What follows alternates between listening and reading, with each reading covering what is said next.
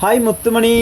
അപ്പോൾ പാമ്പൂരിപ്പാറ പരതിനിക്കാടിന് അടുത്തുള്ള ഒരു പാറയാണ് കേട്ടോ. ഇത് പാമ്പ് അരിച്ചു വന്ന സ്ഥലമാണ്. അതിലേക്കുള്ള റോഡാണ് കേട്ടോ ഈ കണ്ടുകൊണ്ടിരിക്കുന്നത്. നല്ല ടാറിട്ട അടിപൊളി റോഡാണ്.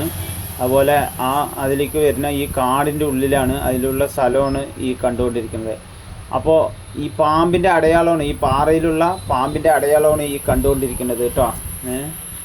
അപ്പോൾ ഈ പാമ്പ് എന്തിനാണ് വന്നതെന്ന് വെച്ച് പറഞ്ഞാൽ അടുത്തുള്ള ഒരു കാവുണ്ട്. ആ കാവിലെ വണ്ടവാഴ്ച മുത്തി എന്ന് പറയും. അതിനെ വിഴുങ്ങാൻ വന്നപ്പോൾ അയ്യപ്പൻ അത് കണ്ട് മലമുകളിൽ നിന്നിട്ടും അമ്പെയ്ത് വിട്ട് അത് തറച്ച സ്ഥലമാണ് ഇതിൻ്റെ സൈഡിലുള്ളത്. ഇത് അമ്പ് കൊണ്ട സ്ഥലമാണെന്നുള്ളതാണ് ഹൈന്ദവ വിശ്വാസപ്രകാരം ഇവിടെ നിലനിൽക്കുന്നത്. ഇവിടെ പാമ്പിൻ്റെ കണ്ണൊക്കെ കാണുന്നു കണ്ടോ.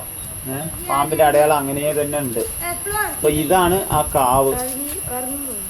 വണ്ടവാഴ്ച കാവാണ് ഈ കണ്ടുകൊണ്ടിരിക്കുന്നത് കേട്ടോ. ഇതിൻ്റെ പ്രത്യേകത എന്താണെന്ന് വെച്ച് പറഞ്ഞാൽ ഇതിൻ്റെ കാടിൻ്റെ ഉള്ളിലാണ്. മറ്റ് ശല്യങ്ങളൊന്നുമില്ല, ചുറ്റും കാട് തന്നെയാണ്. ഈ കാടിൻ്റെ പേര് പരതിനിക്കാട് എന്നാണ് കേട്ടോ. അതിൻ്റെ തൊട്ട് തന്നെ ഒരു കല്യാണ മണ്ഡപമുണ്ട്. ഈ വണ്ടവാഴ്ചക്കാവിൻ്റെ തൊട്ട് തന്നെയാണ്. ഇതാണ് വണ്ടവാഴ്ചൻ്റെ തന്നെയാണ് കല്യാണ മണ്ഡപം.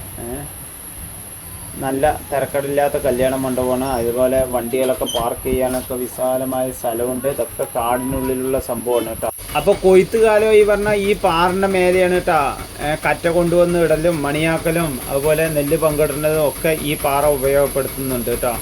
അപ്പോൾ ഇന്നത്തെ വീഡിയോ ഇത്രയേ ഉള്ളൂ. Okay, bye. വീണ്ടും അടുത്ത വീഡിയോ കാണാം. അപ്പോൾ എല്ലാവരും സപ്പോർട്ട് ചെയ്യുക.